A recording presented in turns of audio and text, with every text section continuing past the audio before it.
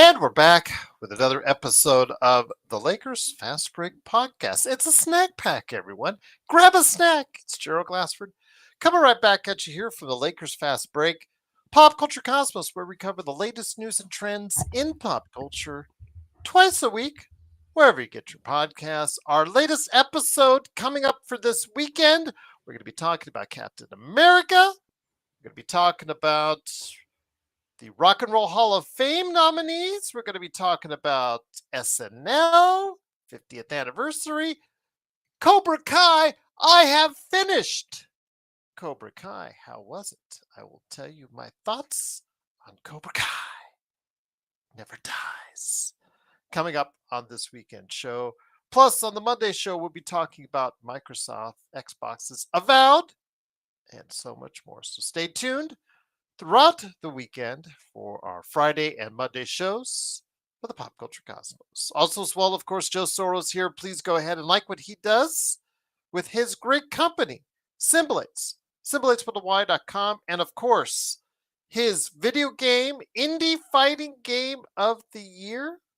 You need to tune into, of course, it is Corrupt, Coreupt on Steam. Absolutely. Corrupt on Steam, indeed.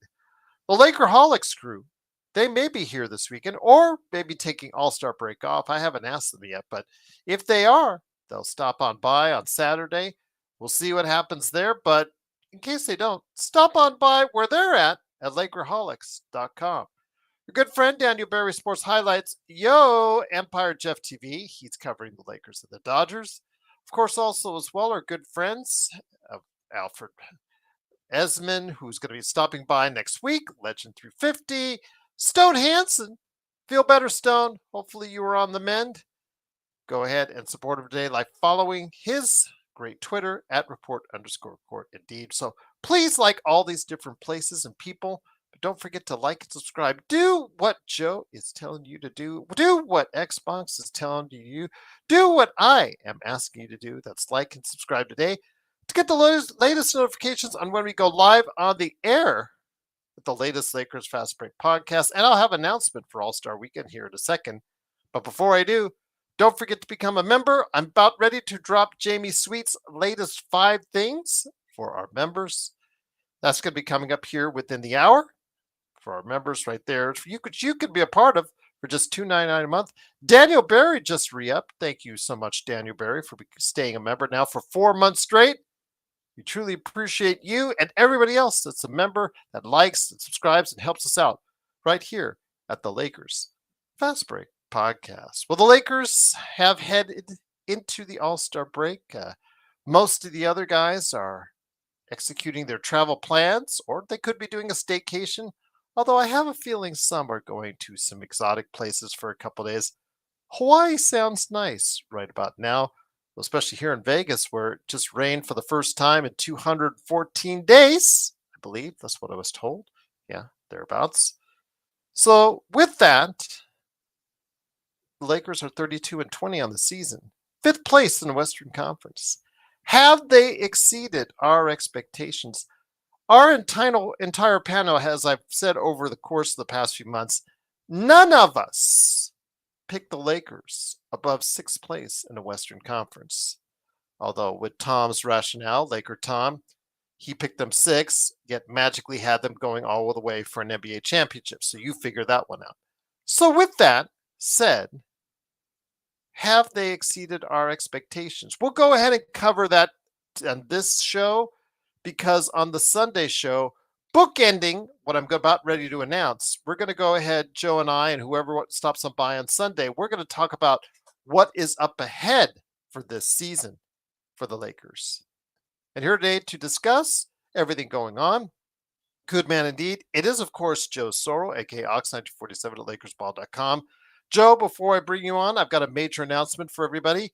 Yes, due to demand by our audience and by the guys themselves, I have turned on the playback for Friday and Saturday. You guys get to see the festivities for the All-Star Game. Friday night, I think tomorrow, 4 p.m., I believe the Ruffles NBA All-Star Celebrity Game. I have put that on the playback. The Rising Stars tomorrow at 6 p.m. That's also going to be on TNT, but also be on playback as well. And then Saturday night, 5 p.m. Pacific. That's going to be All Star Saturday night. And all that will be on the Lakers Fast Break on playback. I will try to simulcast it. I'm not guaranteeing the simulcast, but I will say it is going to be up on playback because our guys have asked for it. Joe, All-Star break is here. The Lakers, 32-20. It has been a season for the ages so far. I feel like I've aged 3 years in this one season alone. Seems like a long way from where they were at the training camp. But overall, so far, I guess so good. It has exceeded my expectations. How it has it been for you, my friend? Wow. Well, things changed. Things changed almost 2 weeks ago. I don't really know how to grade it. I don't think there's anything we could have anticipated. And saying, "Hey, we're we're gonna get someone of Luka Doncic's skill set." So I don't really know if we can really assess the season correctly. I don't think he hasn't played that long to really assess his performance yet. Mm-hmm. So I can't really give you an honest answer on that. As far as what they did before he arrived, they played better than I thought they would, but it still wasn't looking like they were going to challenge for a title. This now, their current roster has a better chance to possibly win, but it's not likely still. Too many deficiencies in certain areas. It would take great fortune for them to maybe bypass those, or just a miracle in terms of chemistry and maybe players playing above their heads a little bit at the right time to make a difference there. And that's how I'm looking at it. But it's an easy answer. It's just, yeah, they're playing better than I thought they would. I had them slated at 11. Yeah, and I had them slated at 9, so mine wasn't much better. My outlook wasn't much better on them. I expected, first off, Joe, the health of the overall team. We got a healthy team last season for, especially, well, I should say we got a healthy team in LeBron and AD for virtually the entire season last season. I did not think that would go well in that assessment. So before Luka comes in, and I'm also going to point out some things that were said in the comments about Luka already, because people are already abandoning ship on the USS Luka. I will say this again: we still got a lot of health in this first. I don't want to say first half of the season. This first part of the season, we got a lot of health from AD before and that abductor strain, and from LeBron. I was not expecting that. Part of my rationale behind the ninth place in the Western Conference, because I thought at 40 for him, at 31 and a lot of miles for AD, I thought our luck would run out on health wise. So far on that end, I was pleased with what we saw as far as the health of the Lakers overall. And now it's gotten even better because we've got Vando back to provide some energy and defense. I know Jamie is just over the moon that he shot a three. And I'm like, did you see the rest of the game where he got blown by on both ends? But okay, it is what it is. Vando does gives us energy. And then also as well, you got health now with every single player that's out there playing for the Lakers, outside of Christian Wood, and that was already dealt with. So health for the Lakers has been a plus so far, Joe, and that's something that I was not expecting to see. Vando is best used in a band versus a solo act. He's Tito in the Jackson 5. But if Tito goes out on his own, not going to perform as well as Michael and even Jermaine Yeah, to some degree, it, right? it yeah, he did try to branch out in the 80s, Joe, with his own stuff. Yeah, it didn't quite work out that And that's just well. that's just what that is. You saw it in the Utah game when you didn't have DFS, you didn't have Gabe Vincent. Those are probably the two guys you probably did not want to sit because they're actually two of the best on-ball defenders that the Lakers have. Best is loosely said. I'm comparing it to the current roster of the LA Lakers. I'm not putting them on any pedestal in the NBA, but they are probably the best perimeter defenders that we have right now. And Vando can't be a singular act. You can't just go, hey, go guard Kessler, go guard Collins. It doesn't seem to work. He's better as a floater. He's better as a secondary guy that's kind of got to jump the passing lane and get a steal, things like that. Because he got beat repeatedly by Markkanen last night, Joe. I think both you and I saw that. Yeah, and Markkanen is somebody that we've discussed already, and it's a lot of joking around, and it's more frustration joking because Markkanen seems to have something for the Lakers every time he plays them. I don't know what it is about this guy and why he seems to perform very, very well against the Lakers. Doesn't matter if he is in Utah, doesn't matter if he's in Cleveland, doesn't matter if he's in Chicago. This seems like this guy plays well against the Lakers. And it was the perfect storm because the Lakers are notorious for not playing well in Utah, and they weren't fully equipped for what they needed to get accomplished in that game. I don't know if anybody really did their homework on that. And maybe it forced me to do my homework because I could not. It sparked my thoughts of why this team continues to lose in Utah apparently in 2025. What is it about Utah? Well, I went back and I thought Denver was a problem. I thought Portland was a problem. Portland is a problem because they're at the time they were a division rival for years before they realigned. Denver, I always attributed it to the altitude, and for some weird reason, the NBA schedule always had the Denver games on the back end of a back-to-back after a really hard game. I don't know what it was about that damn back-to-back in Denver. So they were playing in Phoenix the day before, and then they had to fly into Denver, and then it always spelled pretty much 90% of the time a loss. But Utah doesn't really have – they've had playoff battles. There's a small rivalry, but nothing that you would say is legendary. Yeah. So you look back at the history of Utah, they just don't win in Utah. They just don't. They have to lose in Utah almost every year.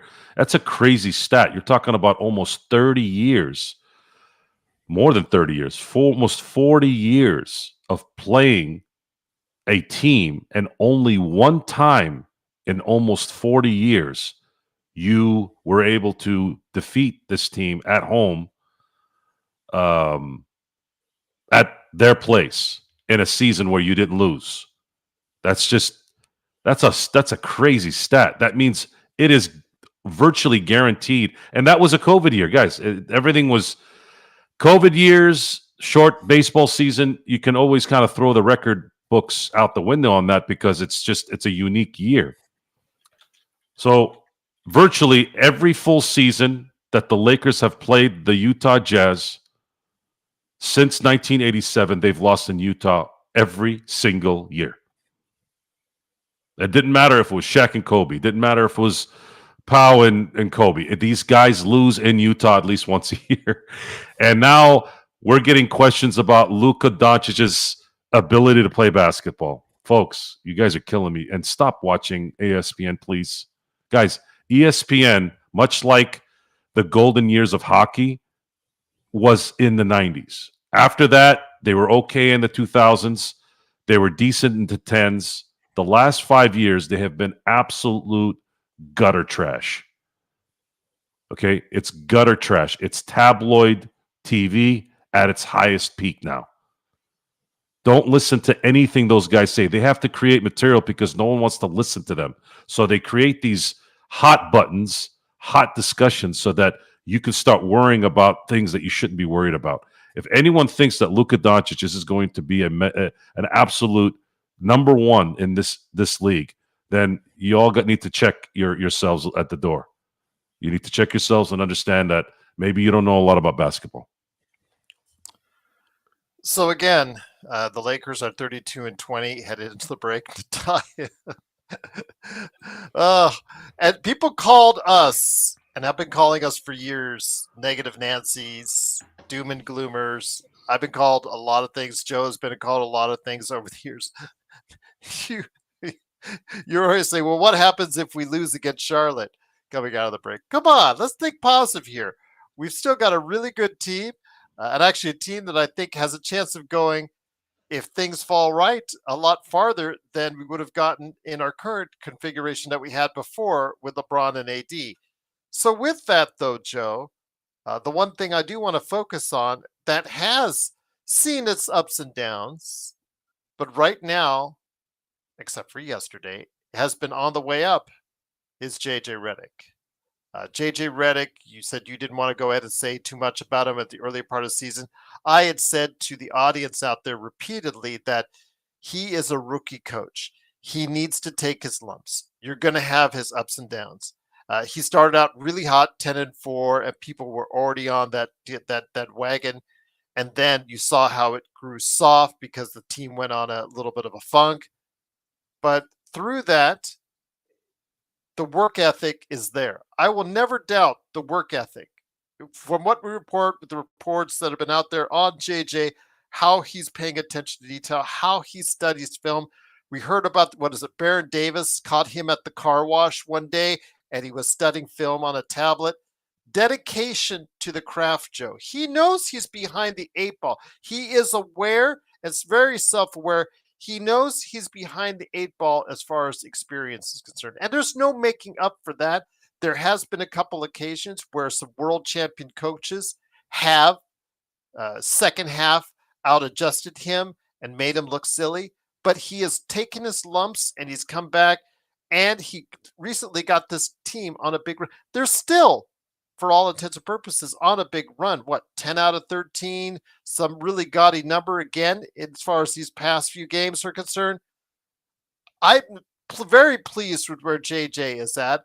I am not going to go ahead and be Laker Tom and call him the Lakers' great coach as of yet or anything like that. I'm just saying, for a rookie coach, he has gone up and down. He still has a lot of work left to do. There's still flaws in how he does his rotations at times. Yesterday, it was because of circumstance, because two guys, main part of the rotation, were out, so he had to experiment, plus put Alex Len into the equation as well. So I get that. It didn't look good yesterday at all. And his defense, his defensive patterns still kind of problematic. But again, a lot of it's based on personnel as well. But for the most part, I can't say I haven't been pleased with what we've seen with JJ Redick so far this season, Joe.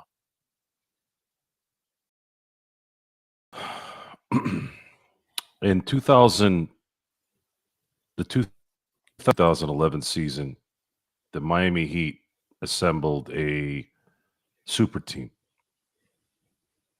I don't call it a super team, but that's what it was called. They started 9-8, I believe. I think it was 9-8 to start the season. And you had Dwayne Wade still in his prime at that point. You had Chris Bosh in his prime. You had LeBron James about to hit his prime, if not already in there.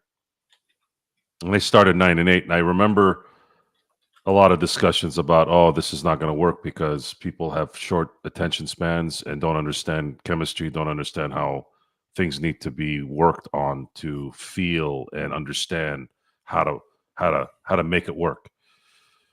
The Lakers lose one game in Utah, in which they've lost in Utah. No matter if Luka's on the team, I wouldn't even trust the dream team to be on the Lakers and win in Utah. And I felt it. I didn't discuss it before, but I felt it as soon as I saw the schedule. It was Utah at home. Felt comfortable that they were going to win the game at home, and then they had a day break. Then they got to go to Utah.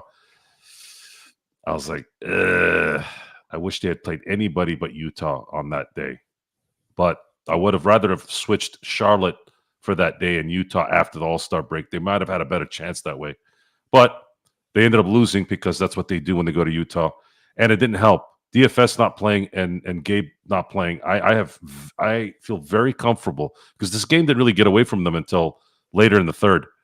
If they had kept, if they had Gabe playing the way he's been playing, DFS the way he's been playing in that game, I think they might have been able to get through what was going on in the first half because they just couldn't stop anybody.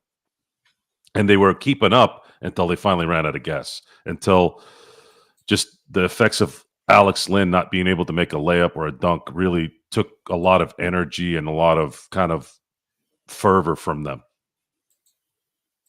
And they're in Utah. Utah has a very interesting culture. And when you saw what was going on with a lot of these guys when they were in the bubble, not the Laker players, it seemed like the Laker players channeled something different in that bubble. Same with Miami. But most of the teams and most of the players, they couldn't handle the restrictions that were there. They were used to basically doing whatever they want all the time, and a lot of them end up costing their teams probably playoff wins and playoff series wins because of it. It's not as drastic in Utah, but there is problems in Utah in terms of lifestyle for a lot of these guys. Alcohol timelines where you can get alcohol, or the party scene. A lot of times that kind of stuff affects these guys' mentality. It's weird. I'm theorizing here at this point, but I don't know what else it would be. So with that, my friend, again, I don't want to take too much from what we saw in the two games. I know, again, seeing the comments already in the chat, they already start off with Luka's done. This Luka's overweight, 270 pounds. He's just not going to get it done, et cetera, et cetera, et cetera. They're already out, and there's nothing that you and I can say really that's going to convince them back in. It's got to be up to Luka himself to get into the shape that he knows he needs to get into. But I think you don't understand. As Kurt said, Kurt, in his joking way, as only Kurt can do, said this is a defining player for the future. It is for the now, but more so for the future. And again, I do want to see this team win now. I really do. But I mean, they don't get it.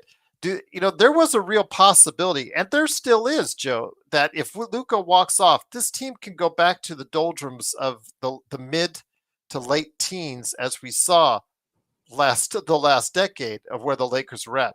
You guys want to go back to the days of Robert Sacre and all that stuff, Ryan Kelly, that Joe often reminds us of, and Sean as well. I mean, that's all on you. That's all on you guys. But I'm telling you, Luka Doncic being here gives you a chance to win. So when LeBron finally hangs it up, we still have a great opportunity to compete in the NBA, Joe. I don't see Luka leaving LA. A lot of the reasons why this trade happened the way it did was because Nico knew by napalming the team, the landing would have to be somewhere where it made sense for Luka. Even though they were kicking him out the door and criticizing him, they knew by talking to Rob. I'm sure Rob talked about it. What is the likelihood of Luka leaving the Lakers in a trade versus if we go ask for Giannis and they happen to say maybe, right? Is Luka going to stay in Milwaukee? Does Miami have anybody to give that would be of Anthony Davis's ilk? Bam Adebayo is not Anthony Davis. Tyler Hero is not Anthony Davis. They weren't going to take on Jimmy Butler, so that's not going to work. Anthony Edwards, would Luka stay in Minnesota if they traded Anthony Edwards for him? Probably not. Would Boston trade Jason Tatum or Jaylen Brown? No. Okay. Durant, too old. Lakers, Anthony Davis. We need defense. We can get maybe a young up-and-comer with Max Christie. Get a first-round pick. Yeah. When you really sit down and think about it, it actually makes sense. So going to the Lakers, focusing on the Lakers, Why would Luka want to leave? For what? So that he can make even less money, number one. And the other thing is, where's he going to go? Miami? Okay. I trust Pat Riley to put together a good team. Would he go to San Antonio? Well, maybe he wants to go back to Texas. Would he want to go to Houston? I don't know. Is the brand big enough in Houston or in San Antonio? That has to matter. The Lakers would probably accommodate him and trade him, right? So you can get the bird rights. Or what if he just left as a free agent? See, this is probably the good part about players not being able to leave. Now, as an objective non-Laker fan, I don't like any of these rules. I don't like that they get less money if they leave. I think that's bush. The fact that they agreed to that is not something I've ever been happy with. I think it's a dumb. I just think all this semantics and extra stuff that they do with these acquisitions it's just a headache. I just make it normal. Make it normal like baseball. You want to put a cap in or a soft cap, that's fine. That was the difference. It's like you have three levels of collective bargaining agreements in sports, in the three major sports. You have the NFL, that's a hard cap. You have the NBA, that's a soft cap, and then you have no cap in baseball. I always felt the NBA had the perfect combination of both. They allowed you to sign your guys back without penalty or being able to exceed the salary cap with luxury tax soon thereafter if you go over it. And then that was it. Now it's like you can't breathe if you have four players sitting at the end of the bench versus on the floor. Like it's like too many details on this. I don't know. I feel like they got scammed by the lawyers so that they can draw up an extra 7,000 pages of BS so that they can get paid another $4 or $5 million. I don't know. I don't know how else to put it, but I don't see Luka passing even, leaving and leaving more money on the table because he's got an option this summer. If he takes a 2+1, he can opt out after year 2 and then sign an extension for 5 years at $418 million. And I don't believe anyone is not. I don't believe in any way that the Lakers aren't going to pay him that money because in 2 years he will be the best player in the NBA, barring injury. Barring injury, he will be the best player in the NBA.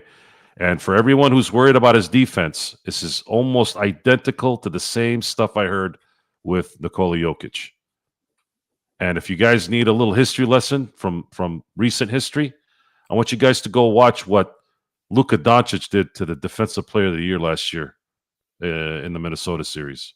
And you tell me how important defense is in that game. Lloyd Avenue says, Rob couldn't make a bowl of cereal. Just watch Rob will let us down. He doesn't know what he's doing. He's just Jeannie's friend who's relevant because of Kobe. And this is much of the rhetoric that we have said over the course of a few years. But at this point, you know what? I'm based on the fact that he did get a trade for this mercurial player. I have to see what he has up his sleeve next. So I'm going to give him some leeway on that. Ali says, where is it? Because he's mad about Simmons. And I'm like, why are you mad about Simmons? He says, Gerald, people in the chat said they wanted defense. Regardless what they say about Simmons, no one questioned his defensive abilities. He could guard 1 to 5. In today's game, they came back against the Jazz. Well, Ali, they couldn't get Simmons. He makes $40 million this year. So when he got bought out, only teams under the first tax apron were eligible to get him on a buyout. So there's no reason to be mad. There's no way the Lakers could have gotten him. And Brooklyn was not trading him because they want the $40 million to come off their cap in the summer. You don't understand. They've had to sit on that lousy contract, one of the worst in NBA history for, 3 seasons now after he got traded from Philly? They've had to sit on that, one of the worst monumental contracts in NBA history. There is no way they were going to trade that contract away at the trade deadline. They want that 40 million. They've earned that 40 million coming off their own cap. Well, it's going to be about 39 and 300,000, whatever it is, but it's basically 39 million plus coming off their cap. The Lakers were in no way, shape, or form able to go ahead and get Ben Simmons. So don't stress out, Ali. Whoever you're talking to doesn't know how this game is played and what the NBA rules and CBA rules are all about. The Lakers were never going to get Ben Simmons this season, Joe. Why the hell would you want Ben Simmons? Again, Ali says he's trusting. What is he doing for Brooklyn? What has he done? What has he done the last 5 years? He's been an embarrassment, a quitter, and a bum. Why the hell would you have a take on anything positive and include Ben Simmons in that? Ben Simmons is a chump who stole money. Fuck Ben Simmons. That guy's a piece of shit to me. You want a quitter on the team and that's your, because he plays defense? When? When the hell does he play defense? When? For 20 games a year? Making $40 million a year? Fuck Ben Simmons. If you think Ben Simmons is a guy that you want, yeah, you can't criticize anyone at that point, especially even Rob Pelinka for whatever he did in the past. That doesn't make any sense to me at all. That makes no sense to anyone. Ben Simmons sucks ass. I wouldn't want him for free, let alone even 13, 10, whatever it is the hell he makes. Whatever the hell he'll make from now on. MLE money, whatever. I would never put that guy anywhere near my team. This team actually has good chemistry. They actually care about each other. They actually play hard. I wouldn't want that to be poisoned with him. The Lakers, you all got to really, really focus on this, guys. The Lakers eliminated a possible dead decade. And they traded Anthony Davis, who is starting to become damaged goods, for a guy who is about to hit his prime. He's not even in his prime, and he's already really, really good. And if you guys can't see this, then I don't know what to tell you. The Lakers won. They won for the next decade. But the Lakers need some time to assemble a team that fits who they just got. This is the NBA. This is not the NFL. It's not baseball. They can't just go out there and get whoever they want. There's too many rules now. So they got to wait. They got to assemble this team. And for those of you who are worried about, I think it was Natalia. Natalia mentioned you hope that they focus on Luka, not LeBron. I don't know if you didn't notice, but they didn't give two shits about what Clutch or LeBron thought when they did this deal. Even though indirectly it was actually what probably LeBron wanted. And there's tape, guys. There's tape. It was right after they won the championship. They had an interview on Sportsnet with LeBron James. LeBron James wanted Luka to be part of Team LeBron with Nike. He decided to go with Michael Jordan's brand. LeBron has been an admirer of Luka since the beginning. And Luka may have just extended LeBron's career and a chance at finally maybe getting another ring. If AD was still here, you have two issues. One, you're still not going to be able to win a championship. Number two, every year he's there, you lose more and more value with him. So even if you had wanting to trade him this summer, you wouldn't have gotten Luka Doncic, guys. If you had waited till next year, if LeBron wanted to retire, you're going to get even less next year. This was the classic get rid of somebody a year or two earlier than a year or two late. It's just that we didn't think Luka Doncic would be that guy. That right there cemented Rob Pelinka's general managing career. If you're in denial, doesn't matter what we said before then, guys. What we say means nothing now. It means nothing. And this is something that society in general should learn. When you're wrong, you have to say, I was wrong now. I jumped the gun, or you know what? He made up for it now. I'm not going to say he didn't screw up really bad. He did. He screwed up a lot of things, but it doesn't matter anymore. What matters now is he solidified himself by possibly brokering one of the greatest trades that I've ever seen. And this is me always trying to convince someone that the Pau Gasol trade was better than the Kareem trade, the Wilt trade, because of the impact it had. Pau's trade was, until Luka's trade, was the most shocking, legacy-changing, Hall of Fame career-creating trade. Kareem Abdul-Jabbar was going to be in. If Kareem had retired in 1975, he would have been in the Hall of Fame in 1980. If Wilt had not been traded to LA, he would have been in the Hall of Fame. It's different. It's the impact and the legacy and the careers that changed off that trade. This one is actually going to be bigger, potentially. All he has to do is win one.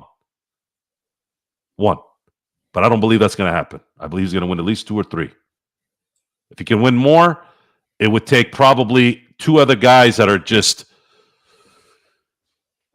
dynamic and amazing with him, which Lakers have been known to do that kind of stuff. So we're going to be here for the ride. I'm excited, guys. This is just like when Ohtani signed his 10-year contract, guys. It's going to be a 10-year competitive run for the Lakers now with Luka Doncic. Natalia asked, yeah, go ahead. She's thinking that is Luka going to be better than Wemby in 2 years? They're both going to be great. I'm not going to say anything bad about Wemby at all. Again, for a guy that tall to have that kind of talent, I saw him his first game here in America live, and I was just floored by just how good this individual was at that time, and he's only gotten better. He still has rough parts in his game. He needs to work out, still needs to get a little stronger. He avoids contact underneath a little bit, but his eventual, should he stay healthy, his eventuality, he's going to be one of the dominant players in this league, if not the best player in the league before the end of the decade. But who says Luka can't be right there with him, Joe?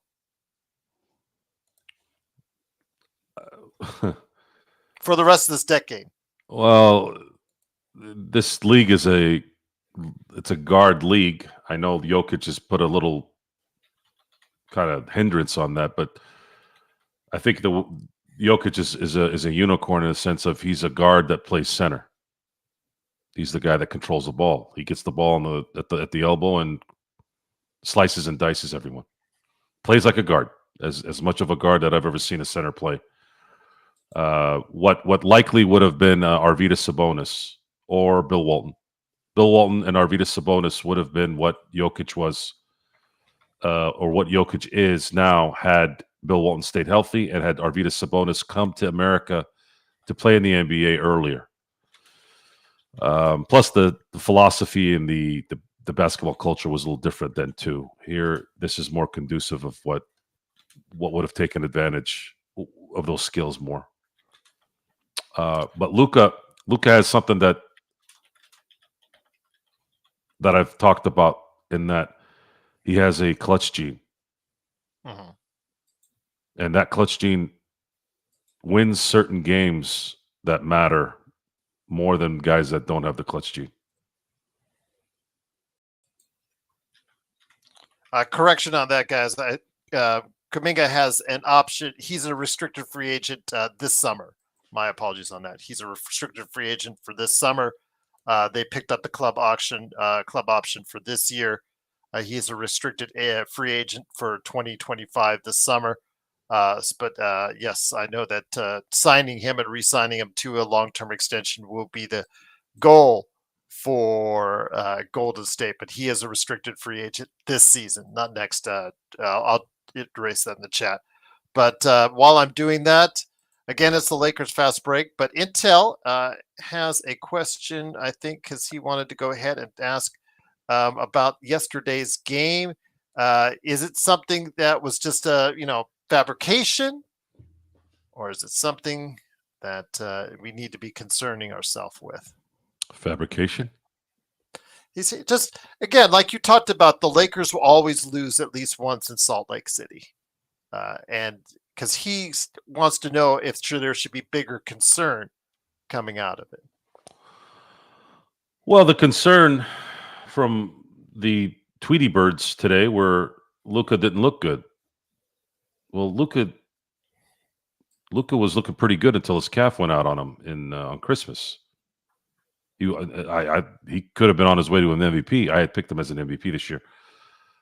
However, when you're not playing basketball for 2 months in the National Basketball Association and you have a calf that's healing, I don't know what you guys want this guy to do to get into what he's normally going to do. He needs some time. As far as the loss to Utah, I haven't been able to figure it out. Other than there's a culture clash in Utah that the Lakers team seem to not be able to decipher. I can't figure it out. It's. I'm telling you guys, other than the COVID year, other than that anomaly of a year, the Lakers lose in Utah every year. And I can't figure out why. And that's with Magic, that's with Kareem, that's with Byron Scott, Michael Cooper, Van Exel, Shaq, Kobe, Ori, Fisher, Fox. That's everyone. Gasol, LeBron, the crappy teams in the mid 210s. It does not matter. There's something over there that the Lakers just can't figure out. It reminds me a lot of the Charlotte Bobcats during the three finals appearances and the two titles with Kobe and Powell.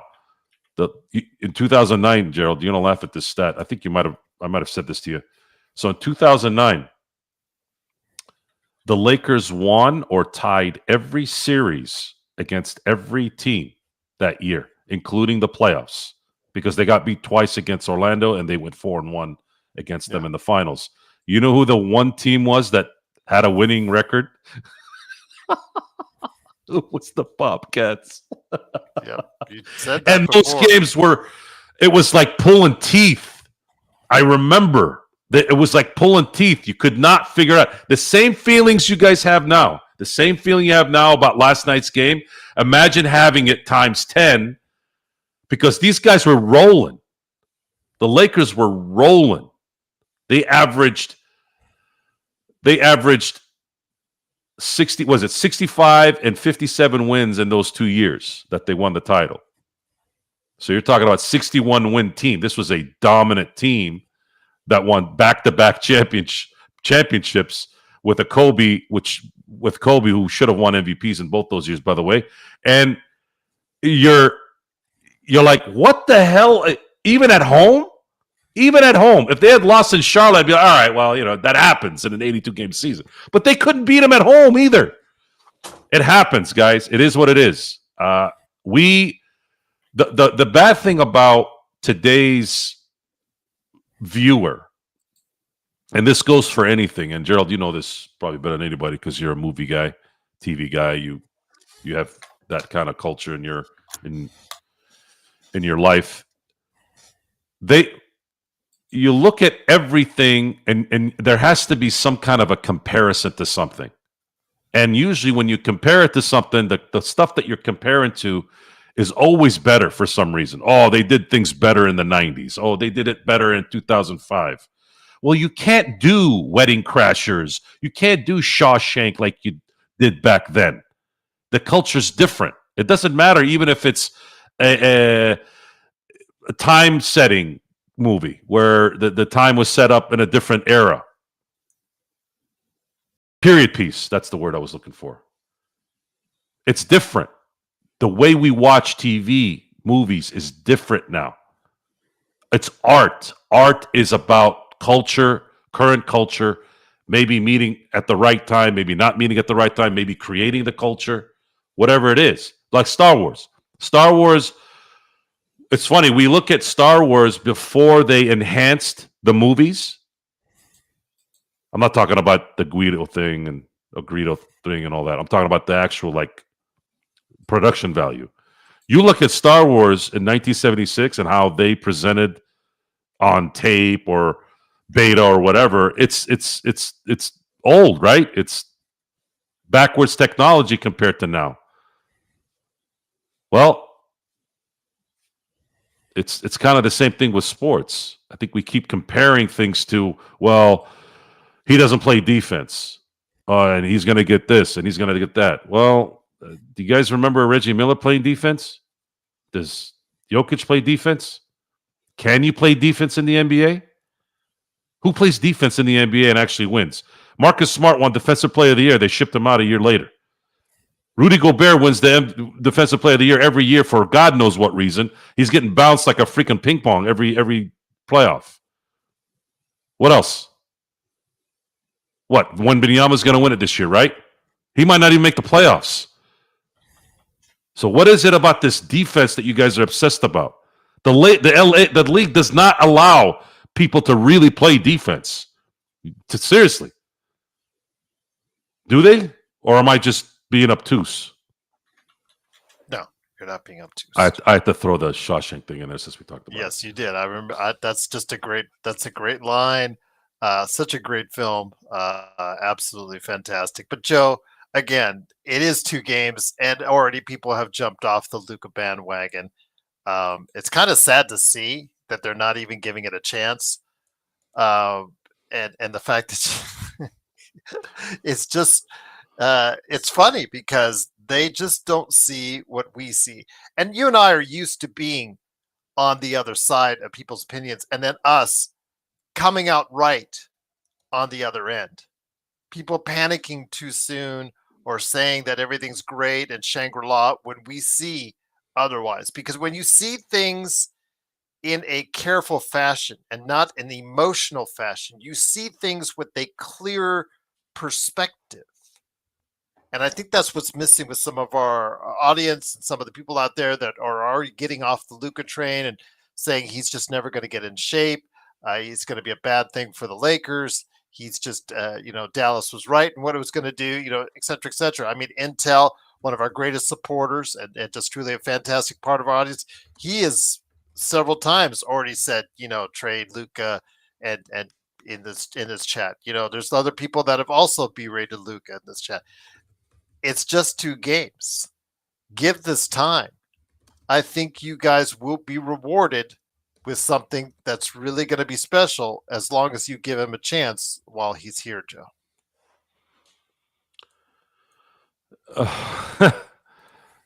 There's nothing that's going to...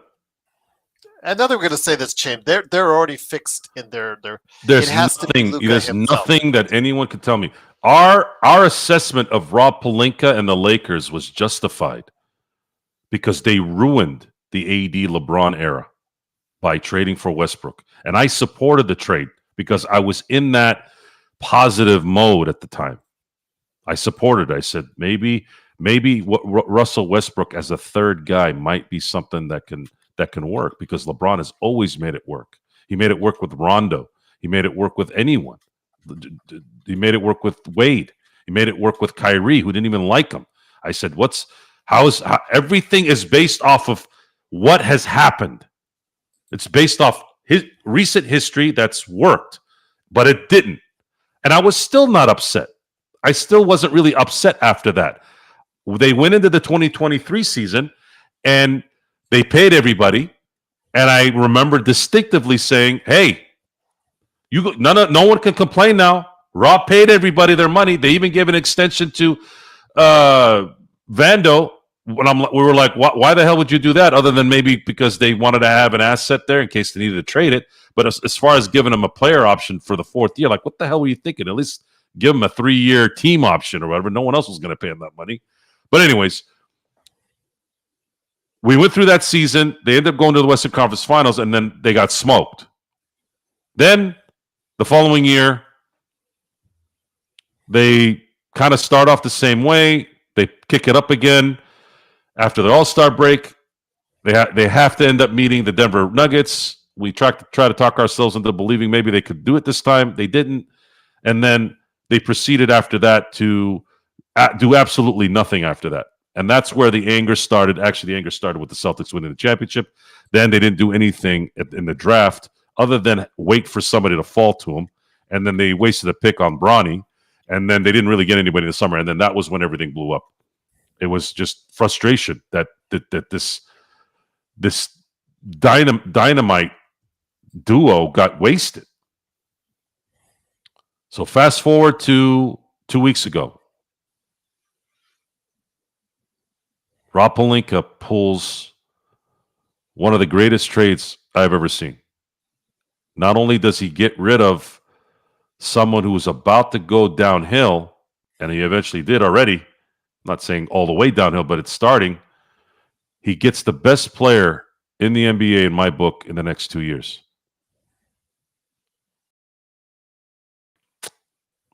If you don't want to believe that, that's on you. I just don't know what to tell you.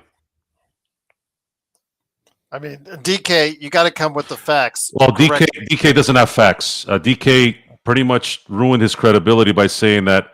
What did Luka do? Well, hold on. He said, "What did Luka do at 22?" Well, he took a team to the Western Conference Finals. You said that he didn't, but the stats are clear. Well, he seems to be talking out of his ass. Either he's sort of trolling, or he really doesn't know what he's talking about. Because he had mentioned about Anthony Edwards is better than Luka because he works hard and he's on a strict diet. This is the same motherfucker that was eating Popeye's chicken and bragging about it.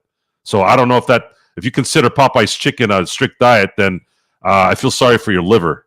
And get your blood pressure checked. By the way, that shit is nasty. By the way, Popeye's is garbage. Every time I ate there was about 5-6 years ago. Every time I ate there, the chicken was never cooked. Again, it's up to him, though, Joe. It is up to Luka to go ahead and prove all these people wrong. We can say what we're going to say till we're blue in the face. I'll tell you something. Since we're talking about food well, if Edwards is so much better, why did Luka cook him last year and his Minnesota Timberwolves? Answer that. You can't sit there and tell me he was better when Luka was running circles around their defensive player of the year, and then Anthony Edwards, who's supposed to be this next superstar. Every time I see him play, they're underwhelming to me. What? He makes a couple dunks every now and then. So what? And I told you, Minnesota really looked so dominant against Phoenix.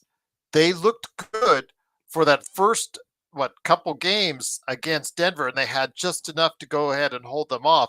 I still thought they were going to beat Dallas, but you know what? Credit Luka and the Mavs. They found a way to win pretty easily, and then unfortunately met a roadblock in the Celtics in the finals, Joe. But Luka, despite the injuries that he suffered during that playoff run, was the key catalyst on this. People seem to forget exactly how good this guy is. I mean, again, I don't want to go ahead with his career resume. You already know it. What is it? Sean and you both have spouted off what he's done over the course of his first few seasons in the league. I don't want to go ahead at nauseum again and tell you guys, but again, it's up to him to find the motivation to get back into the same kind of shape that he was in his playoffs run, in the finals run. And if he does, and now with the fact that he has been discarded by Dallas, for lack of a better term, and picked up very gladly by the Lakers, it's up to him to find the motivation that he should now have in order to prove everyone out there in this chat and everyone out there in Dallas, as far as in that administration that's there, the Nico Harrison, the owner, whoever it is that didn't believe in Luka in the first place. It's up to him to prove all these people wrong and take the Lakers where they need to go. Yeah. Yeah, I'm going to have to wait and let Luka cook everybody, and then we'll see what the excuse will be after that. Yep. And DK, get your facts right, man. Get your facts right, or just shut up and watch. That's probably what I'd tell you to do. You wanna blame that loss to Luka because they attacked him on defense, but I don't hear anything about. I was on that one after Game 3. I'm like, is Kyrie going to show up? Kyrie turned into Scottie Pippen in the 1990 Eastern Conference Finals against Detroit. He went non-existent. He got a headache, whatever it was. Actually, might have been worse because Pippen only had a headache in Game 7. So the great Michael Jordan couldn't get past that. Kobe lost a finals series because they kept going at him on defense. This is still a team game. And if no one else shows up, there's only one guy dropping 30 on everybody, and they're letting him do it. They just basically said, we'll let Luka score, we'll attack him on defense, and then everyone else will shut down. Boston was a better team. How often did LeBron lose those kind of series? At least 3 or 4 times. So you want to compare his? First of all, Dallas had no business being in the finals that last year. If it wasn't for Luka, they would have lost in the first round. Joe, again, we're arguing semantics with these people. That they're going to stay on the negative side. They do not want to see what they want to see, and that's fine. Luka's got to prove them wrong. It's not us. It's him. Ultimately, he has to get. I don't need anybody to agree with us, Gerald. Mm-hmm. Just what needs to not happen is exactly what happens when these stupid TV shows that you're all getting suckered into, judging every single day differently. All of a sudden, Luka doesn't play well in Utah. By the way, the Lakers missed how many free throws? 14? Yes. Okay. If they don't miss 14 free throws, let's say they miss 4, because they've been pretty good at the line, that game would have been different. They're not going to win every game, and they've been notorious in losing there. I've made it clear that this is the norm in any era. They missed 13. And this team is not built for Luka Doncic yet. If y'all are waiting for this championship that's coming this year, I feel sorry for you. It could happen, but it's very small. They'd have to have a miracle happen for it to happen. But it's a less miracle than the miracle that it would have needed if AD was still there. You know why? Because right now, that whatever abdominal thing or groin thing he had, that would have happened with the Lakers if he hadn't been traded. That looks like was a lingering issue. And the fact that he kept playing on it, he would have tore it in LA, and now the Lakers would be playing with LeBron and the merry minimums, and the season would have been lost. Look at it that way. If you're going to sit on your soapbox and say that Luka is not as good as advertised, yeah, there's nothing I could do for you there. I don't know too many players that have been in the league for 6 years. I'm not counting this year because the season isn't over yet. But his first 6 years in the league, he's been a 5-time first All-NBA player, Rookie of the Year, and a scoring champion, and has led his team to the finals. I don't know too many players that have done that. So let me ask you this, Joe. Again, getting back to our original topic, it is, of course, the Lakers Fast Break. It is a snack pack, everyone. It's Joe Soro, a.k.a. Ox1947. at LakersBall.com, along with me, Joe Glassford. Thanks again for watching this thing. Again, the team is 32-20 as they head into the All-Star break. 5th place in the Western Conference, essentially tied with the Houston Rockets at this point in time. We've seen growth out of certain players. Yes, Max Christie was a player that was often berided by us. I still think that he will be an effective rotation player for a team throughout. I know you guys said he's been playing fantastic, although I looked at the stats today. Yes, 19 points, but 8 of 19 shooting, 3 of 11 from 3, and 4 turnovers. It's not fantastic, but it was effective, and it got the job done for them as Dallas won today. His growth was obviously something that was very positive for them and a key part of that trade as well. But the guy I want to go ahead and focus on is someone who has evolved in as far as kind of a little bit of a problem, Joe, because Austin Reeves and also to an extent Rui Hachimura have evolved as more consistent players for the team this season. Austin Reeves is averaging 19 points at this point in time. He's improved on his shooting over the course of the season from about 34, 33% to more 36, 37, which was what I was asking for. And then Rui has done a really good job himself, averaging over 40% from the three-point area. He's having a pretty good season himself, 13.5 points, 5 rebounds. Again, for the time and things that they asked for him. I know that Darren has wanted to see him more acclimated in the offense. I can't say I blame him, but shooting wise, he's done a great job. These two players, Joe, especially since we both have said that maybe the best way to utilize them would be have them then come off the bench. They are trying to do what they can to keep their starting jobs and making it hard for JJ to make that commitment going forward. Despite whatever flaws they have on a defense, they've been playing pretty darn good this season, Joe, as an area of surprise and improvement for the Lakers this season. The Laker team is a different team now. I'm not going to really look at what happened before Luka and compare it to what's going to happen now. It's a completely different team. They went from defensive heavy philosophy with LeBron running the offense to now there's going to be two guys that can run the offense with a lack of defensive prowess. And you can't compare the two. They're completely different teams. JJ Redick's job has become two jobs this year. One,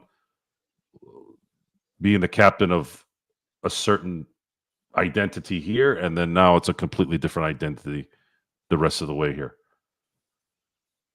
Continuity is not there. You're going to have guys like Oklahoma City, Denver, whom have a lot of a continuity. Boston, Cleveland, even to some degree, has a lot more continuity. Even the Knicks to a degree as well. The Lakers don't have that, and continuity a lot of times is important. I'm looking at this season as crossing our fingers that there might be at least some positiveness towards the end of something good that's coming, with a very minimal chance of a possibility of making a run. But I'm actually more interested in making sure that Luka and LeBron coexist well, which I believe they will, and they can show glimpses of what this thing could be. And then once the summer comes, assemble a team that will complement both running this show. And for those who talk about the finals in last year, I want you guys to understand the usage rate on Luka. Would you say it's the highest in the NBA in terms of controlling the ball? One of the top three. Yeah, okay. Absolutely. So last year was probably. He's already not very proficient on the defensive end. Now you're asking him to essentially control the offense for a 48-minute game in and game out, and then you want him to go play defense. I said this before. There's only really been three guys that I've ever seen that could play first team all NBA and first team all defense. Maybe four, actually. I forgot to add Scottie Pippen in there. Mm-hmm. Scottie Pippen, Michael Jordan, LeBron James, and Kobe Bryant. The other one was Hakeem Olajuwon. Sorry, Hakeem Olajuwon. Those are the five that I've seen in my lifetime. You could even say David Robinson as well. There's really only a handful of people that can do both. But the thing is with Luka is what he does on offense is what is off the charts when he's on. He does things there that you can't teach and that I don't really see anyone in the NBA that can do. So you got to build this team around that. Get him good defenders up front. LeBron is going to allow him not to have his usage rate too high to where he'll have enough stamina at the end of the game and maybe some stamina on the defensive end. It's got to be a team defense type thing where he funnels his guy to a defender so that problem is solved. That's something that the Lakers did a lot when Ron Harper was at the point guard position, when D. Fish was at the point guard position. We've had plenty of guards on this team win championships where they weren't really good on defense. Derek Fisher is a notorious one, by the way, folks. One of the most clutch Lakers of all time, too. Magic Johnson wasn't a good defender. I don't believe he ever made a all-defensive team from my memory. So if you guys are going to continue, every time I talk about Luka, it seems like the ones that are thinking twice about this keep mentioning the same thing. Okay, fine. He's not that good of a defender. What else you got? We already know this. Why is he so good then? Why are his teams always winning? Why are they always competing deep into the playoffs with really maybe not the right team? Maybe Kyrie wasn't the right player with him, but he made it work. Maybe LeBron might not be, but regardless, the Lakers are back in the Lakers business. They're not in the clutch business anymore. They're in the Luka business now, and they're going to make sure to equip this guy with talent. Just as long as they don't trade for Westbrook. Let me ask you this. Sharon's asking, who's been your favorite player of the last 3 years, Joe? Good question. Jokic. Jokic. I can't say that's far off. I mean, my gosh, he is such a clinic out there. I know we don't like Denver at all, but to watch him out there and they run the offense through him, he is so gifted and so cerebral. I think that's probably the best way I could say it, because he doesn't obviously have the athletic ability, Joe, but as far as basketball IQ, right now, I don't think there's anybody in the NBA that has a better basketball IQ than he does, because he sees things on the floor develop before they actually make it happen. I know it's a vernacular that's been used before. Magic was talked about, other players, other facilitators, that are out there have been, called something similar, but you could actually tell he knows what's going to go on at all times when he's out there on the offensive end of the court, Joe. Yeah, I some of the things that bothered me about Luka were the complaining with the refs. That's probably the number one thing.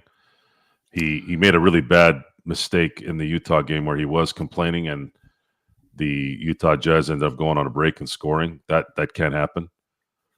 So there's been things that have bothered me about Luka, but I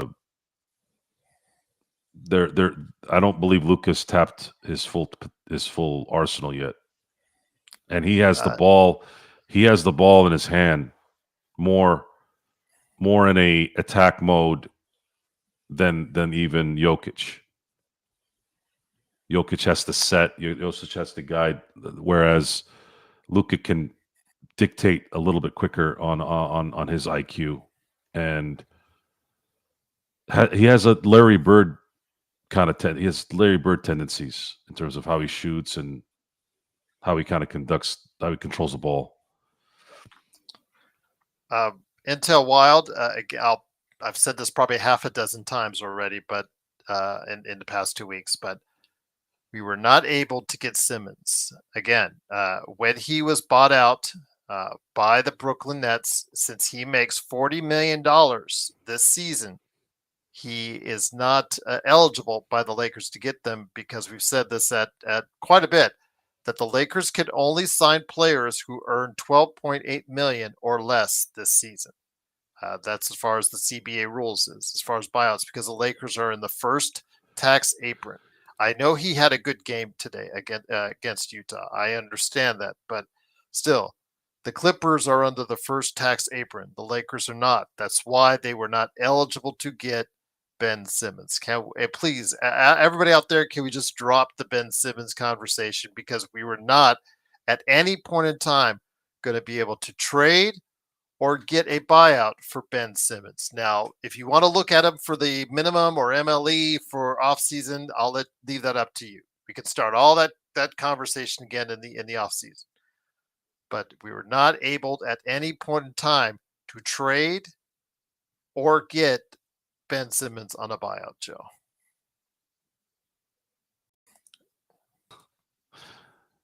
I think I've said I gotta respect Intel because he's done so much. I don't want to talk about Ben Simmons, honestly. If people don't know the current CBA rules, I get it, but CBA restrictions or not, I don't want that bum on this team.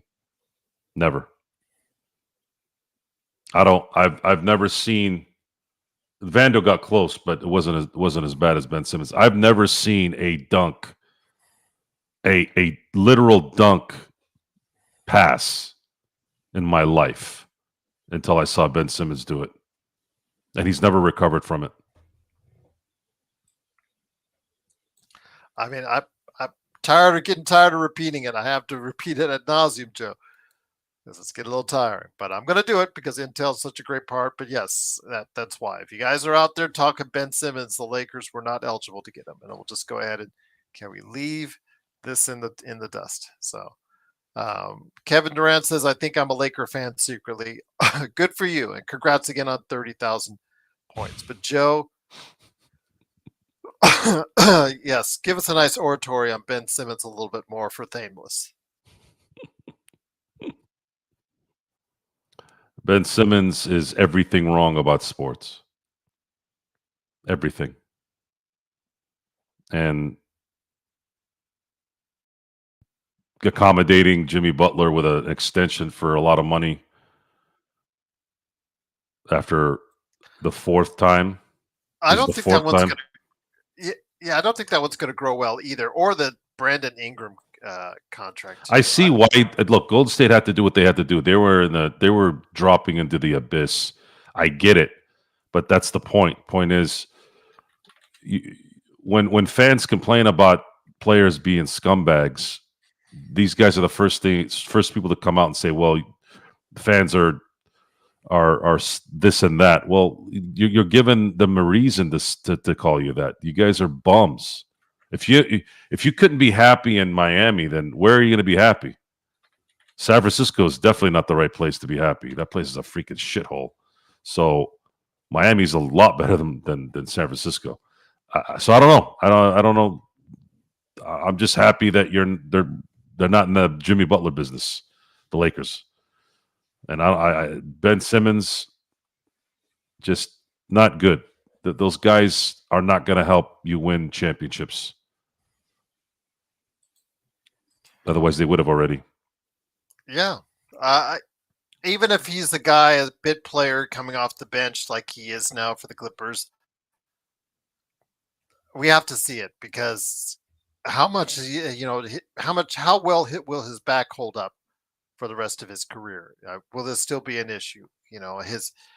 His offensive issues have been well documented. So again, I'm not going to go into too much about that, but yeah, Golden State, they're in the Jimmy Butler business. They got themselves older. Did they get themselves better? They're playing a little bit better now. Legend will tell you that. Today they got the one win on the road against a slot. My next point, Joe, over the course of this season, we have seen some surprises here in the NBA.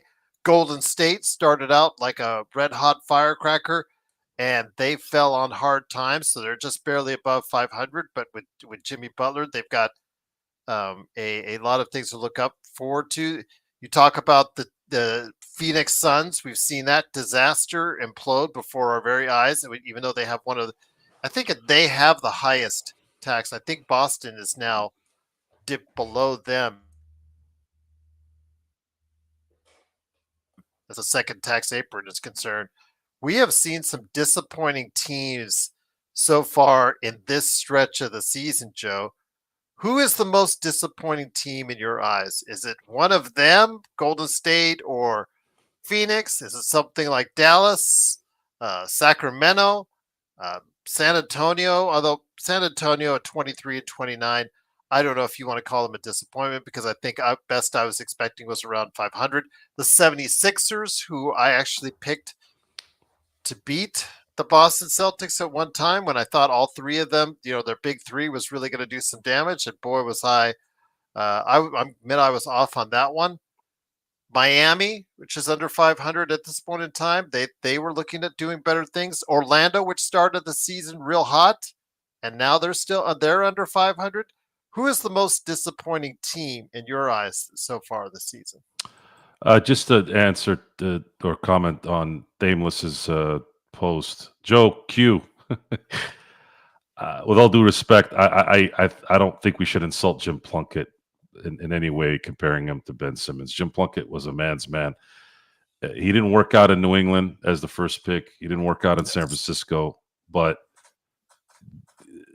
he worked out in 1980 and in 1983 as a two-time Super Bowl champ.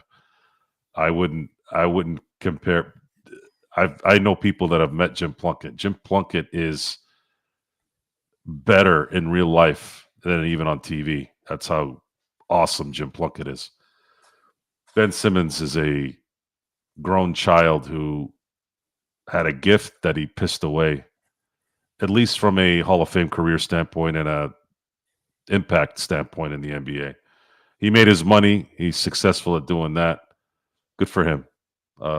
If I never see Ben Simmons again on the court, it'd be too soon.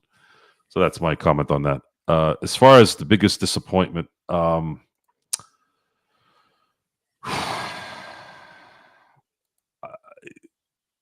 honestly, the biggest disappointment to me is San Antonio right now. Really? Because I didn't Yeah. expect more than a 500 team, to be honest with you. I don't know. I think I was expecting the Clippers to do a major drop after Paul George, and they've been playing well. I knew Houston was going to play well. I knew Minnesota would play well enough to at least be in the race. Dallas, same thing. Sacramento until De'Aaron Fox got traded, but they seem to be kind of still hovering around. They're 3.5 games ahead of San Antonio. Do they flip flop eventually? Maybe, but I don't know. I feel like they're not making a decision on Greg Popovich, and I think it's holding them back. Mhm.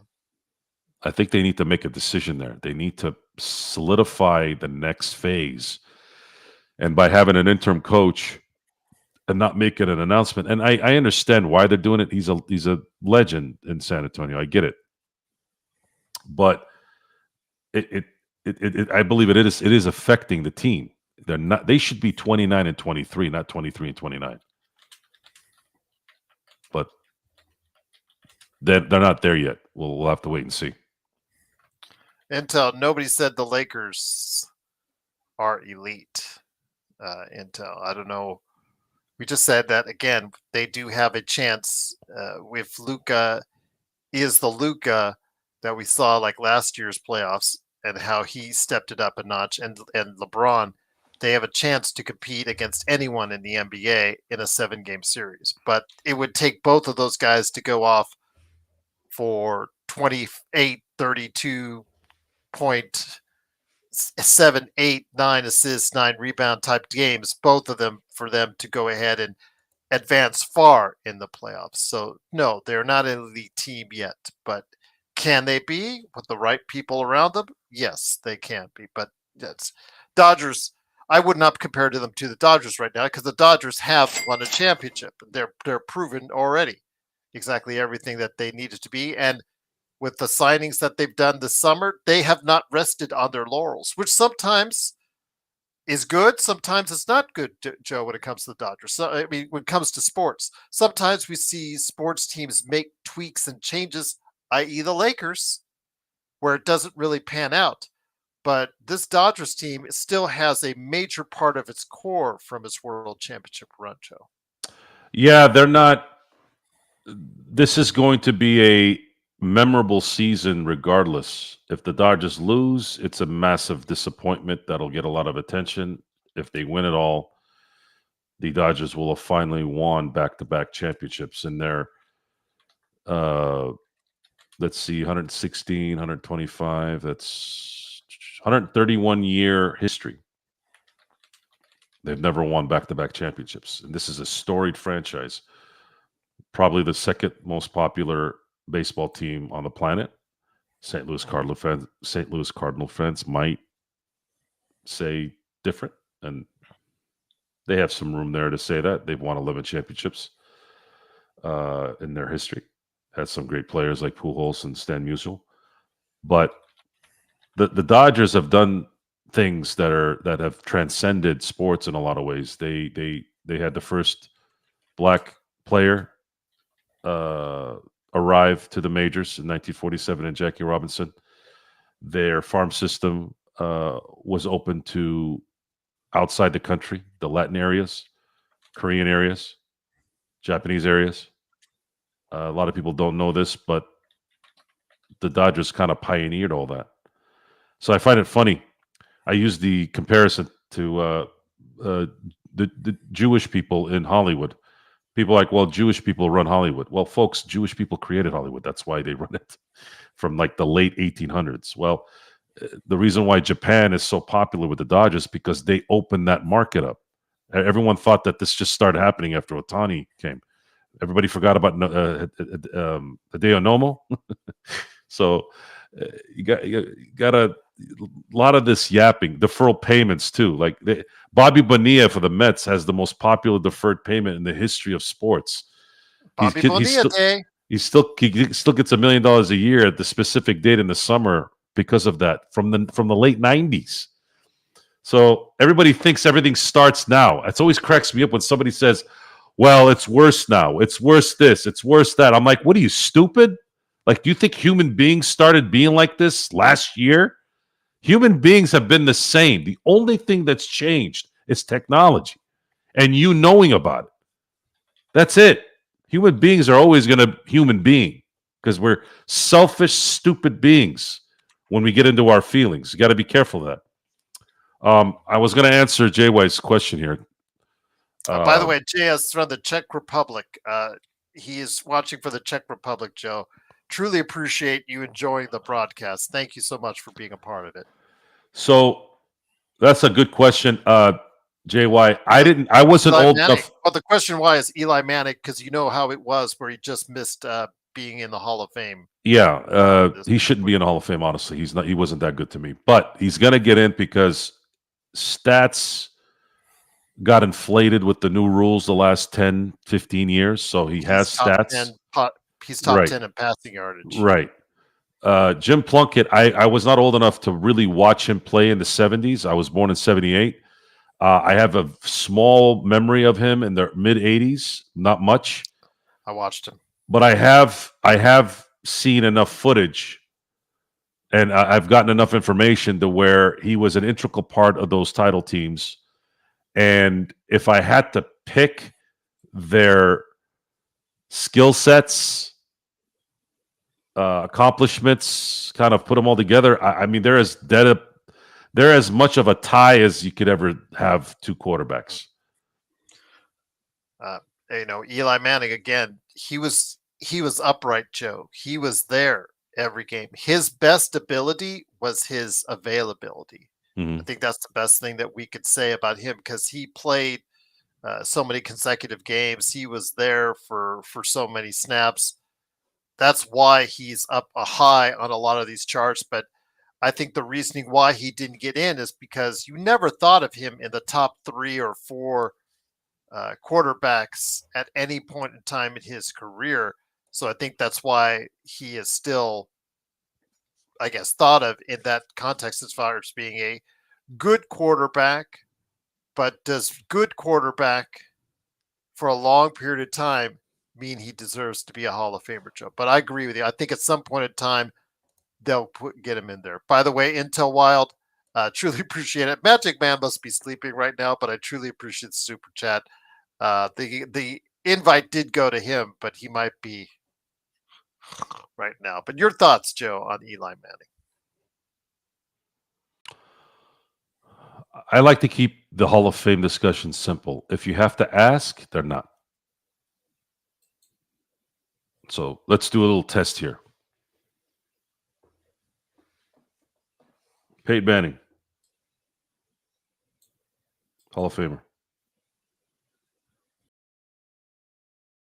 You gonna answer? Yes. Well, actually, him, no, I don't think he's a Hall of Famer.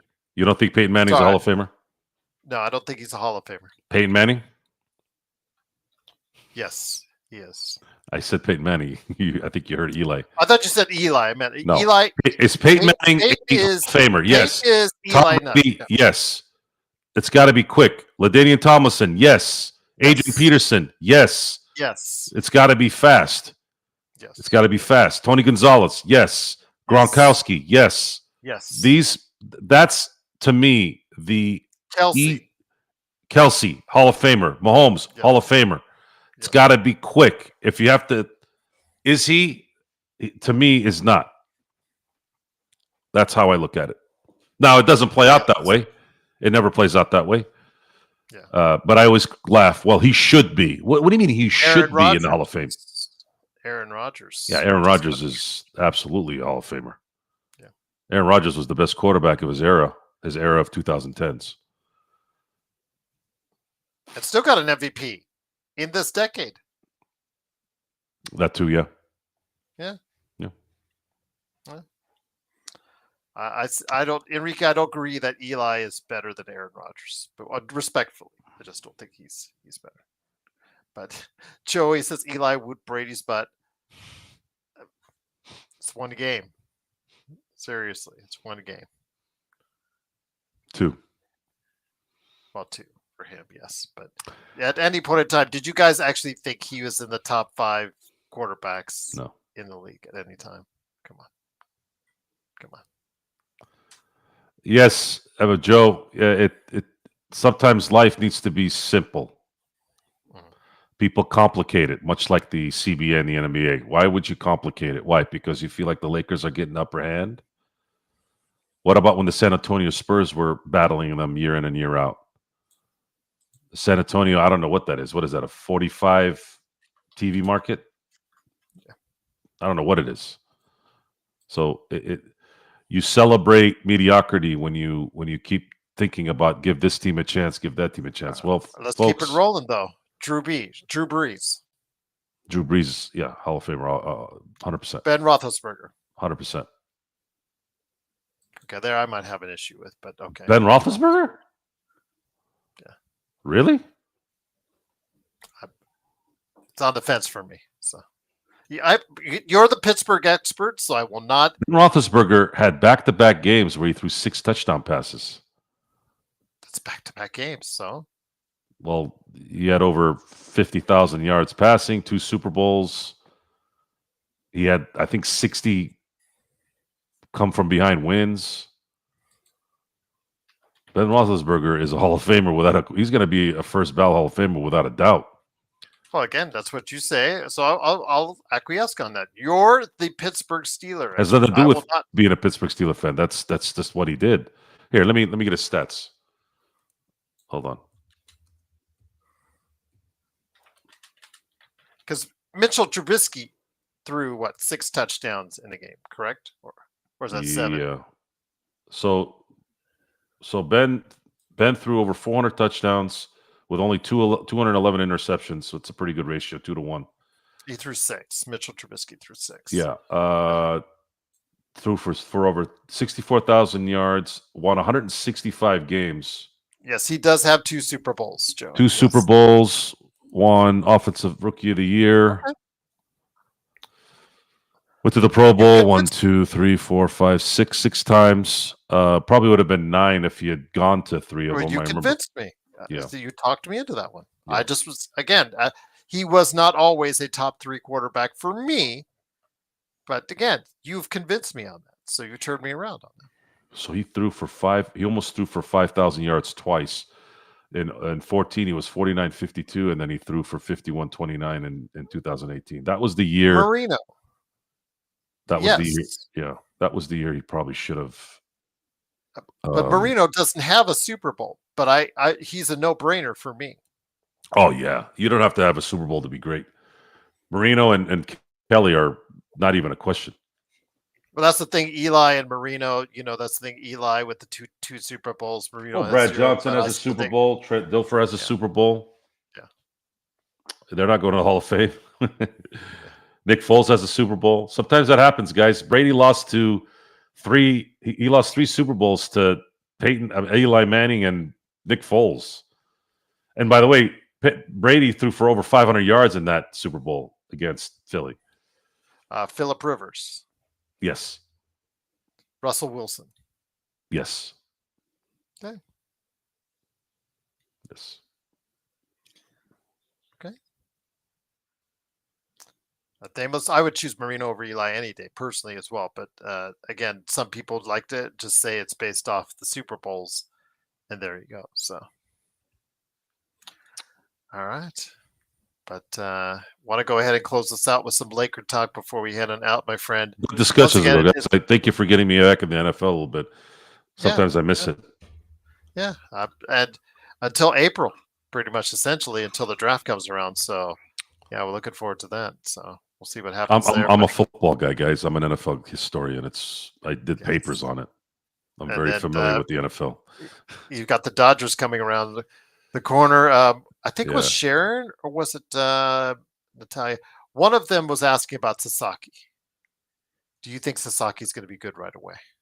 They're going to probably ease him in, much like they did Yeah. Yamamoto last year. There's going to be a 6-man rotation, very likely. They're also going to monitor him. They'd like to have him pitch the second game in Tokyo. They got Yamamoto starting the first one. If Sasaki is acclimated and comfortable, they're going to let him pitch then. If not, I think they're probably going to go with Snell. Oh, sorry, Sharon. Somebody, I thought it was you. My apologies for that. But last one on the football, Michael Vick. No. I didn't think so. Close, but no And it's cigar. not. It's not just because of the dog issue either. No, had nothing to do with the dog issue. Joey Lynch says, "I have a question for the guys. How come the Rams play the Eagles the best out of anyone?" Guys, sometimes certain teams match up better. McVay might know Sirianni's game plan a little bit. I think they coach together a little bit. And that's just how that plays out. Sometimes you just have those teams that just kind of know how to play around certain things. That's it. But I thought Detroit was probably going to go to the Super Bowl, but the second they lost, I knew Philly was going to go. The only question was Patrick Mahomes going to play like God, like he normally does, but he didn't. Chiefs, it finally kind of came back. If all those close games that they won finally got all bunched up in the Super Bowl and ended up, costing them the game. I'm just going to say this, Joe. When we started the season, I asked everyone to put out their, as far as that's on the staff, to put out their season predictions. And I'm looking at it as we speak right now. And again, I said this before, all of them out there, none of the guys that are out there predicted the Lakers above sixth place in the Western Conference. So to have them above 600 winning percentage, 12 games above 500 at this stage of the season, heading into the All-Star break, essentially fourth or fifth, third and fifth, technically by percentage points, but they're the same amount of games back as the Houston Rockets at this point in time. I think that's a win. I think that's a step in the right direction. JJ has exceeded my expectations. Does he have some faults? Again, these are a lot of things that we still have to see work out because he's a rookie head coach in the NBA. I think he's done a pretty good job for all things considering. And the fact that they're going to acclimate a player like Luka into the lineup going forward. But we'll talk about that on our next time when we're around, probably on Sunday, where we'll talk about what's up ahead and down the road for the Lakers. But to this point, Joe, despite the ups and downs of this season, where at one time, Joe, they were teetering around 500. It wasn't looking good. It was heading into a different direction. The Lakers were, I think, ninth or 10th at one point in time. It was looking more like you and I and everybody else, Stone, everybody else that had predicted the Lakers between 9th and 11th were looking more correct on it. So to go ahead and have a team that is in much better shape than what we thought, I think it's a win right now for the Lakers. Yeah, it sucked because they should have won that Orlando game, and they lost the way they lost. And the Atlanta game that ended up starting a run of losses that ended really in that Atlanta game. They lost, I think, 7 of 9, which isn't really out of the realm sometimes. I told you in 2000 when the Lakers won 67 games, they had a week and a half where they lost 6 out of 8. Mm-hmm. That cost them a 70-win season. Plus, with the fires interrupting, they had 2 wins on the books. Most likely, they would have gotten, but they didn't get a chance. Probably, to play those games. Yeah, probably. But those losses in Orlando and losses in Atlanta, I want you all to get ready. When Luka's at full capacity, they're not losing those games.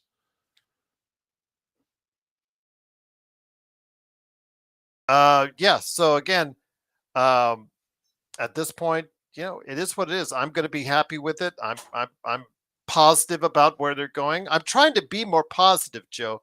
We have Luka. I, We have a team that's yeah, 12 I'm games not above really. Yeah, 500. I'm not concerned with really anything at this point. I'm really not. I'm going to watch the games and enjoy them and continue to see their progression. But I'm sorry, fight. Sorry, guys. I'm not gonna. It's not going to be what it was before. It's just not. I'm not looking at this team in any way on how I looked at it before the Luka trade. This completely shifted. It shifted an era of basketball that we were afraid that was coming, which was LeBron was going to be gone. AD would probably have to be traded to somehow create some kind of avenue to some assets that can help build a new team. Now you're going to have good players. If the Lakers get money that are to where they can spend on a max contract or a couple of max contracts, you are going to have a lot of people coming here. You are going to have people eager to come here. And you can't, because no one doesn't want to play with Luka. No one doesn't want to play with Luka. Luka is a guy that will make you better. And you will win in LA and you will be more popular in LA in a Laker uniform. And that's just what it is. This isn't a Dwight Howard situation. Dwight Howard is a tulip, always has been a tulip, always will be a tulip. Even in his prime, he was a tulip to me. And he left because he couldn't handle being a Laker. He never wanted to be a Laker. He wanted to go to Brooklyn. But the Lakers were stubborn enough to bring him over. Kobe blew a tire, and that was the end of it. So Luka is not like that. Luka has the mama mentality. Luka has the clutch gene. The question of does Luka really have the mama mentality because he apparently doesn't work out? Well, would you say that Shaq wasn't a beast? Dominant? Isn't he the most dominant player of the last 50 years? He didn't like to practice. He was always out of shape Mhm. until he had to handle business.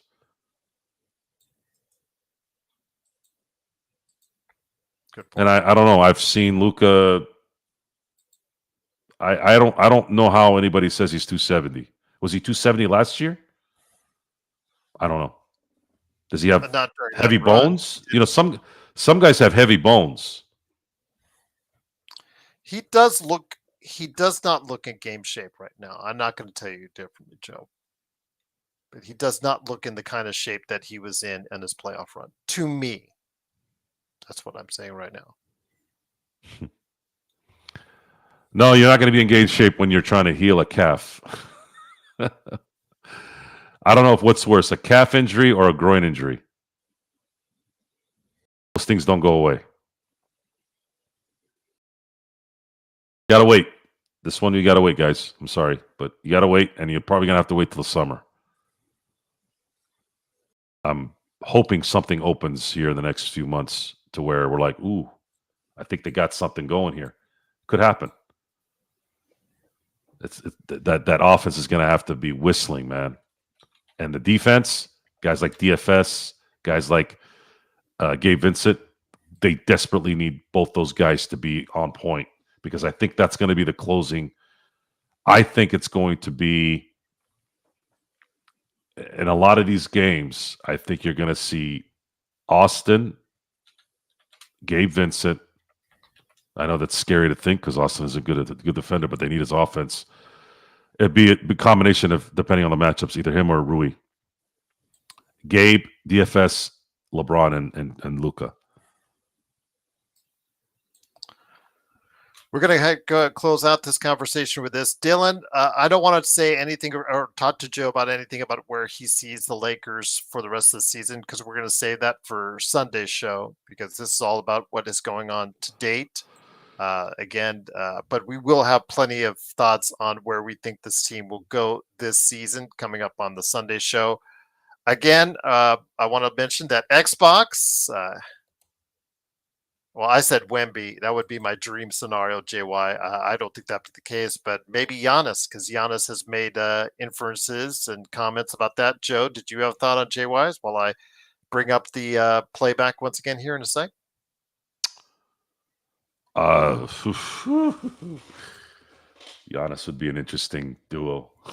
But Giannis is now over 30. He's got his miles and injuries are starting to rack up, similar to what AD. Yeah,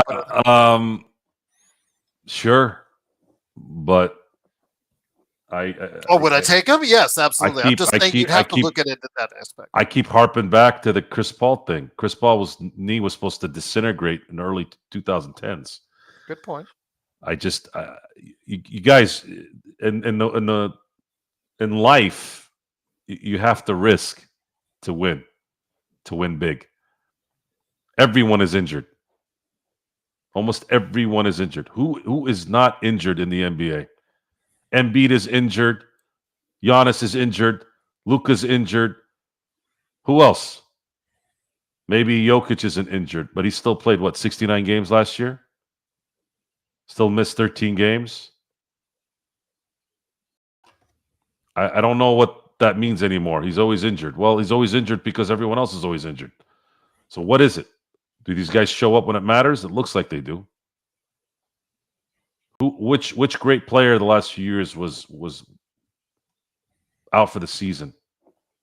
Was it Kawhi year in and year out? I think that's the only one. Mhm. Everyone else seems to show up when it matters. Whether they're good or not is irrelevant. They're showing up. Yeah. I'm not gonna worry about it. Luka is not a high fly act either, by the way, guys. He's cerebral, he's slithering, he's like a snake. And that tends to usually work good for guys that are aging because they're not having to use athleticism to be effective. I.e., Chris Paul. Darren Williams couldn't do it. He was his contemporary at that point when he was coming up. So there you have it, guys. Again, it's Joe Soro along with me, Gerald Glassford. Thanks again for watching, listening. What do you want to mention again? Joe and I may or may not poke in on Friday and Saturday, but Intel, Sean maybe, because he said he was interested in stopping by. Xbox has said he wants to go ahead and host the All-Star festivities on Friday and Saturday. Remember, we've got Friday and there's two, I guess, at 4 p.m. Pacific and 6 p.m. Pacific. The Celebrity Game and the Rising Stars I'll have listed on playback. I'll have that up for you. Whether or not I'm going to do a simulcast on YouTube and Facebook, I'll see if I can time that out. And then on Saturday at 5 p.m. Pacific, it is, of course, the All-Star whatever it is, All-Star Saturday night. They don't call it All-Star Game anymore, Joe, because it's All-Star Saturday night, blah, blah, blah, whatever it is. So, yes, I'll have that available as well. Xbox has said he's going to host it. Hopefully, John will be there. Hopefully, Sean will be there. Zach, if you're watching, hopefully you'll be there. Danny, all those great guys will be there.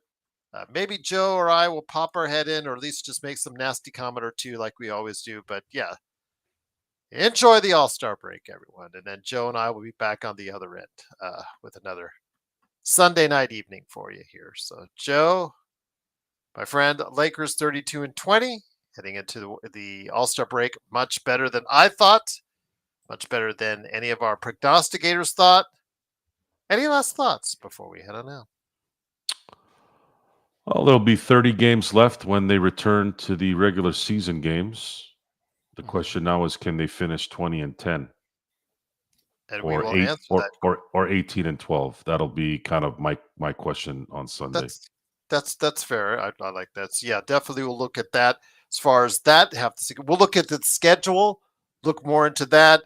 We'll look more into what the matchups will be, and then of course we'll try to pan that out and then compare that to some of the teams that the Lakers are on, from Memphis to the Clippers, maybe even throw Minnesota in there as well, because those teams are all vying and jockeying for the second through sixth or seventh place, actually seventh and eighth place positions as well. So yeah, definitely look at that and see how that goes. But yes, we will map that out for you on the Sunday show.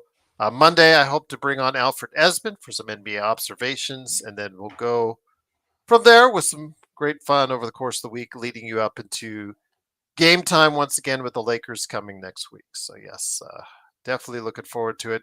Xbox, Sports Baby, and Kurt, great mods that are out there. Truly appreciate all your help. Intel, big shout out to you for the super chats. Truly appreciate it, even though you don't like Luka right now.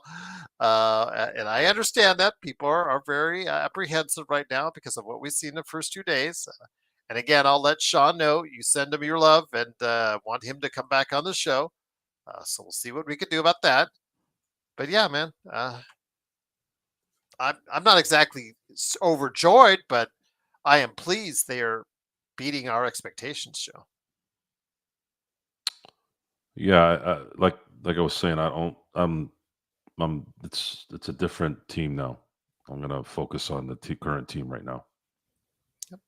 And that's Whatever what we'll happened do. before the Luka trade is the past. I'm focused on. So I'll put a comparison here. A lot of my Dodger people here on the chat, Aaron, my man, a lot of you guys here too, Thameless, Joe Q. Uh,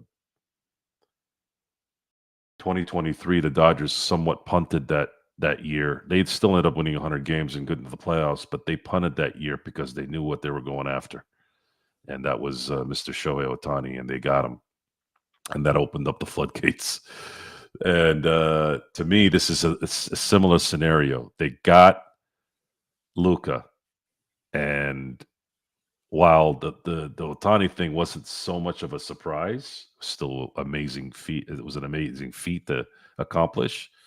This is a huge surprise. Therefore, there's more patience here that is needed due to the fact that the CBA doesn't allow things to flourish in terms of adding to rosters and developing players to come to your team.